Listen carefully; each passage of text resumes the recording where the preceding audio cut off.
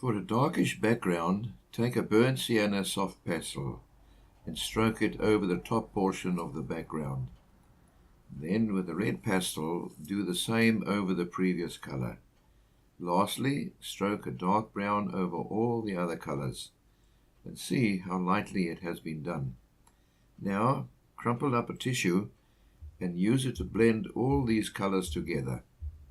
Carefully blend until slightly over the outline of the swan, so that a halo will not form around the swan later on. The lower foreground is lighter than the background.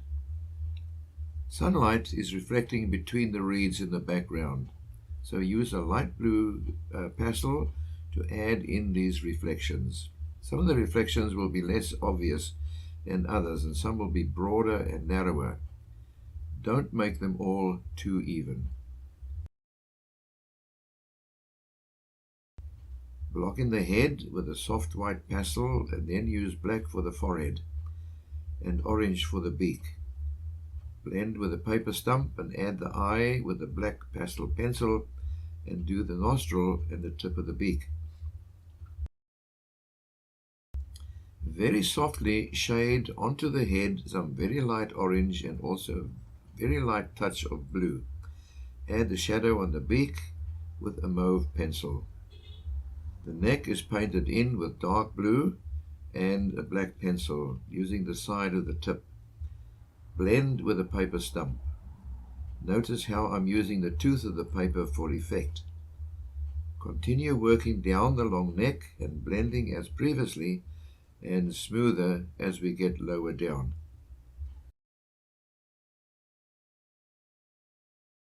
Stroke softly in some water ripples. Make sure they also go behind the neck. Add some blue and black ripples as well. Notice the downward reflections caused by the reeds. Now add some ripples caused by the movement of the swan. Mark all the areas in the wing where we need deep shading and begin adding some of them in the painting using a blue pencil and a light covering of black to produce a blue-grey color. Smooth them out with a paper stump. Do some negative painting with a black pencil to produce the split ends of the feathers. Block and smooth out the body before starting on the wings. The wings are painted using a soft white stick and a black pencil. You have to be very careful in this area as the feathers are not very defined. They are very soft and downy. The best way is to look at the areas as a lot of different sized tonal ranges. Begin with the large grey area near the body and build up the light and dark areas. Don't try to do too much blending at this stage. A glance at the wing will reveal 3 prominent areas, each with their own characteristics.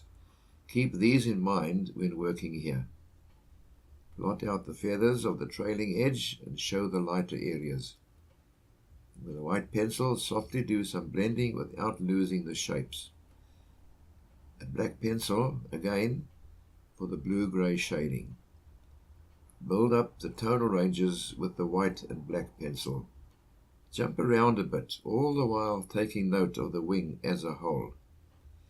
And when you have obtained the basic tonal ranges of the wing, work on the lower body at the water surface. Now we can go back to the wing and start defining the shapes a bit more accurately. Do some very gently, blending with the finger as you go along.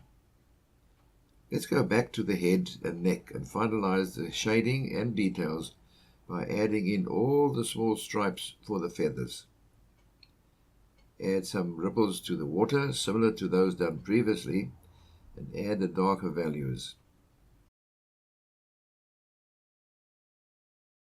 With the side of a soft white stick, stroke in the swan's reflection and blend softly. Use the white pencil to enhance the ripples in the reflection as well as on the sides. A dark blue for the shadow reflections and a black pencil for the shadow along the waterline.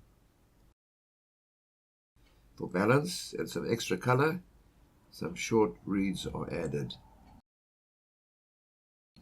Don't forget that the reflections of the reeds are affected by the water ripples.